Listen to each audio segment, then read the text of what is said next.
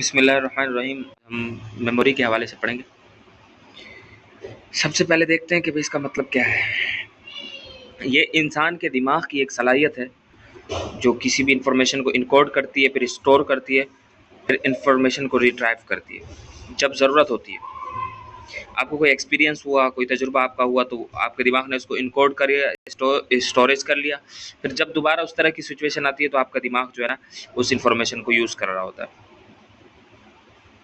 अगर रिट्राइवल नहीं होगा तो फिर इंफॉर्मेशन मौजूद होगी लेकिन आप उसको इस्तेमाल नहीं कर पाएंगे। ठीक है, इसके नेचर क्या है? ये दिमाग का प्रोसेस है और एक्टिव प्रोसेस है, और ये ब्रेन नेटवर्क के ऊपर बेस करता है, और ये आपकी मीनिंगफुल लर्निंग और प्रैक्टिस को इम्प्रूव करता है, और ये खुद भी इम्प्रूव होता है मीनिंगफुल लर्निंग से, और ये कम और ज़्यादा होता रहता है। ठीक है, और ये लर्निंग, थिंकिंग, लैंग्वेज और डिसीजन मेकिंग सबके लिए ज़रूरी है। इसके 3 स्टेजेस हैं। एक है इनकोडिंग, इसमें आप इंफॉर्मेशन को कन्वर्ट करते हैं इस हालत में कि ब्रेन उसको प्रोसेस कर सकता है। आपने चैप्टर रीड किया, उसकी इंफॉर्मेशन को अंडरस्टैंड किया। दूसरा स्टोरेज, अब आप अपने दिमाग के अंदर उस इंफॉर्मेशन को डाल रहे हैं काफ़ी अरसे तक के लिए। जब आप लर्निंग कर लिया, आपने याद कर लिया, अब आ जाते हैं कि भाई रिट्राइवल। इसके अंदर ये कि आप उस स्टोर इंफॉर्मेशन को दोबारा लेकर आ जाएं अवेयरनेस के अंदर। ठीक है, जब सवालात कोई भी पूछे उससे लिंक करते हुए तो आप उसका डायरेक्ट जवाब दे दें। अगर इसमें से कोई एक मरहला भी फेल होता है तो फिर आपको कोई चीज़ याद नहीं रहती। ठीक है, अब इसको एक आसान मिसाल से हम समझते हैं कि भाई एक लाइब्रेरी है, उसके अंदर ये कि आप कोई नई बुक लिख रहे हैं, आपने उस नई बुक को एक शेल्फ के ऊपर रखा, और उसके बाद जब भी आपको उस किताब की ज़रूरत हुई आपने वो किताब वहाँ से उठा के दे दी। अब इसकी भी किस्में हैं। एक सेंसरी मेमोरी, ठीक है, ये थोड़ी देर के लिए होती है। फ्लैश लाइट, ठीक है, या फिर किसी भी चीज़ की बेल की आवाज़, ये थोड़ी देर के लिए आई फिर चली गई। ठीक है, और इसका मकसद ये होता है कि भाई थोड़ी देर के लिए आप इंफॉर्मेशन अपने पास रखें ताकि आप फ़ौरन जो है ना फैसला कर सकें कि किस चीज़ के ऊपर आपने तवज्जो करनी है। दूसरा है शॉर्ट टर्म मेमोरी। ठीक है, ये तकरीबन 10 से 15 सेकंड के लिए होती है। ये उस वक्त तक बढ़ जाती है जब आप उसके ऊपर रिहर्स करते हैं। ठीक है, आप मोबाइल फ़ोन नंबर जो है ना याद कर लेते हैं फ़ौरन डायल करने के लिए, तो वो थोड़ी देर के लिए 10-15 सेकंड के लिए होता है। अगर आप 10-15 सेकंड के बाद उस नंबर को सोचेंगे फिर भूल जाएगा आपको बिल्कुल। अब आ जाते हैं वर्किंग मेमोरी, ये तीसरी किस्म है। ये इंसान के दिमाग की जो वर्क स्पेस है जहाँ ये मौजूद होती है, और इसमें थोड़ी देर के लिए इंफॉर्मेशन मौजूद रहती है। ठीक है, अब आप जो है ना जैसे मैथमेटिकल इंफॉर्मेशन सवाल को सॉल्व करते हैं दिमाग के अंदर। ठीक है, और स्पोकन डायरेक्शन को आप फॉलो करते हैं, दो आइडियाज़ को आप कंपेयर कर रहे होते हैं स्टडी करते हुए। इसका ये होता है कि भाई ये स्टोर भी कर रहा होता है थोड़ी देर के लिए, उसके साथ मैनिपुलेट कर रहा होता है। ये डिफरेंस है वर्किंग मेमोरी और शॉर्ट टर्म मेमोरी के अंदर। अब आ जाते हैं लॉन्ग टर्म, ये दिनों तक भी हो सकता है, सालों तक, और पूरी ज़िंदगी के लिए भी हो सकता है।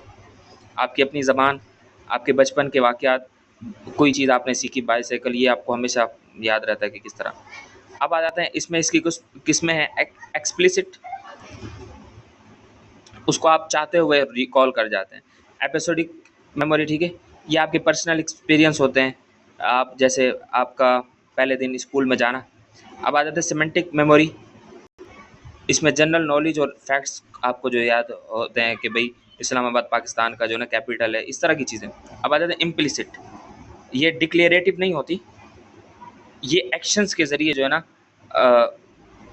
आपके ज़ाहिर होती है। ठीक है, अब देखें, कहीं आप दिमागी तौर पे उसको नहीं सोचते।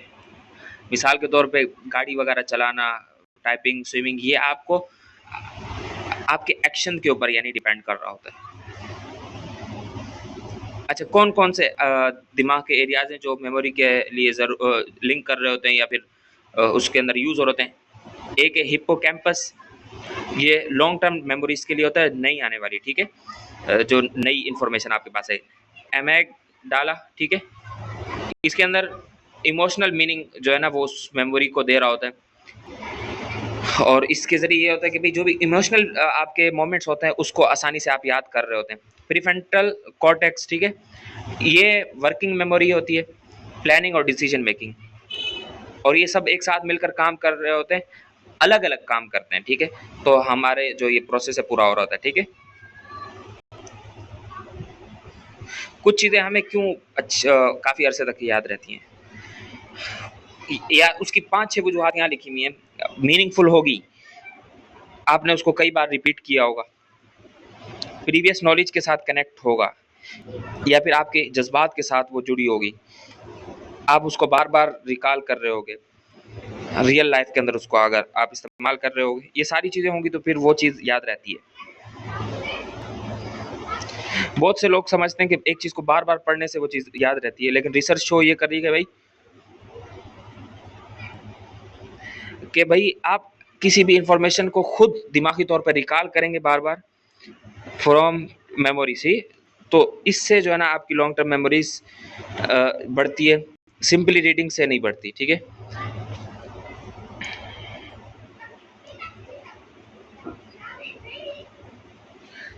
देखें, प्रैक्टिकल एप्लीकेशन ये कि आपने स्टडी किया साइकोलॉजी का एक चैप्टर, ये इतना इफेक्टिव नहीं है, आपने उसे 5 टाइम पढ़ा, 5 टाइम्स मोर इफेक्टिव, ठीक है।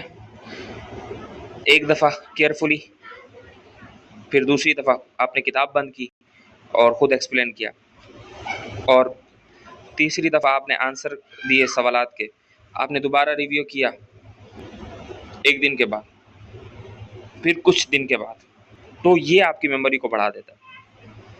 एक्सपीरियंस, अटेंशन, इनकोडिंग, स्टोरेज, डाटावर और लॉन्ग टर्म मेमोरी, यहाँ से इसका पूरा प्रोसेस चल रहा होता है।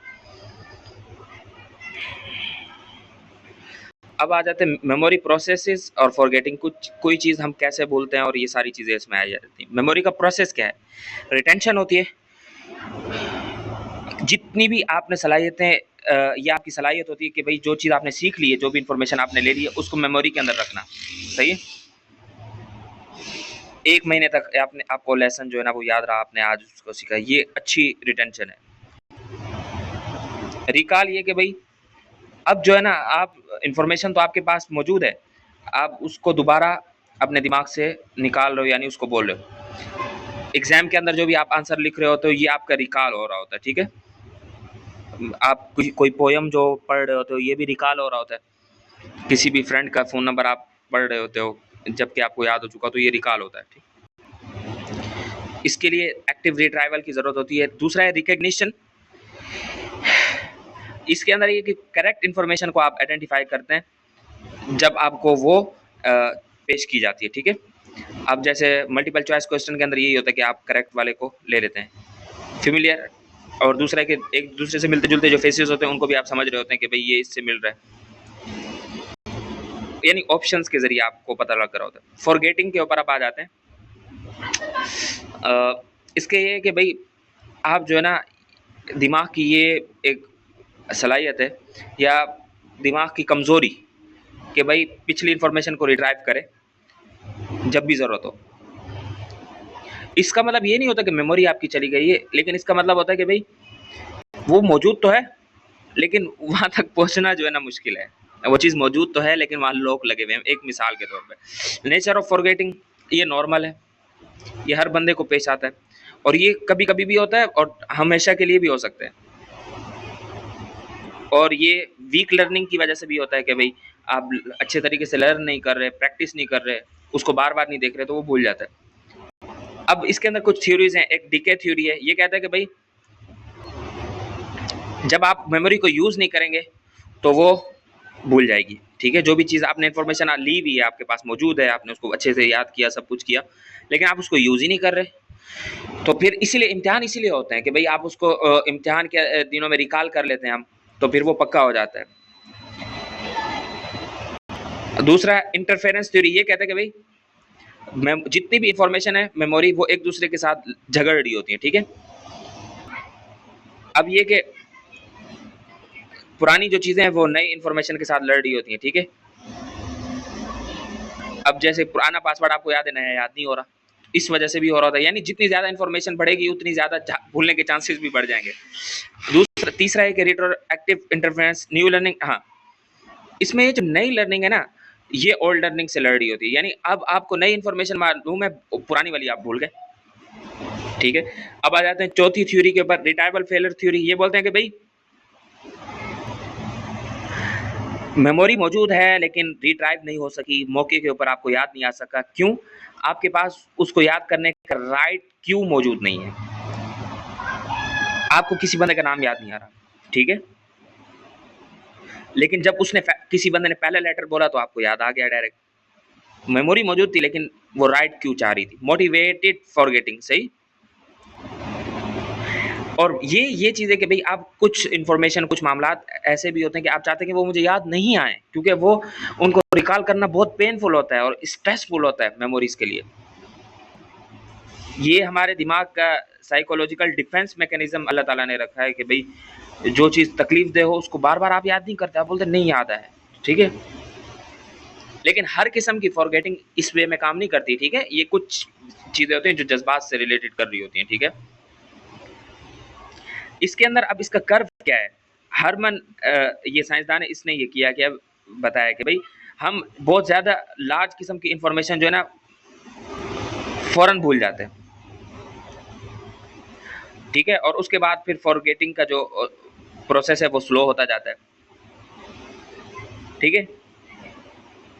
अब देखें आप इंफॉर्मेशन को इंटरवल में बांट दें, ठीक है, तो इससे आपकी जो इंफॉर्मेशन है वो भूलने की सलाहियत कम हो जाएगी, ठीक है।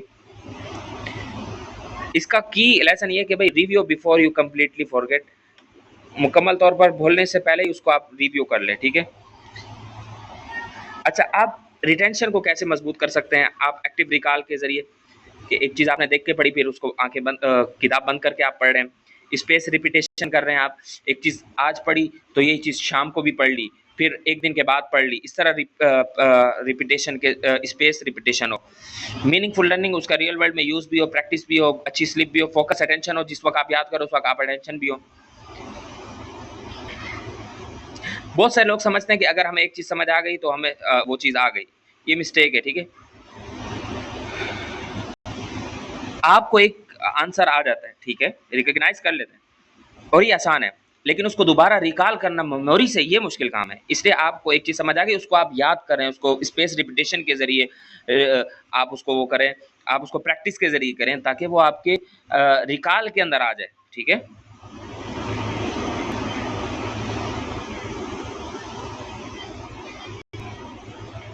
तो ये हमारा ये चैप्टर भी कंप्लीट हो गया।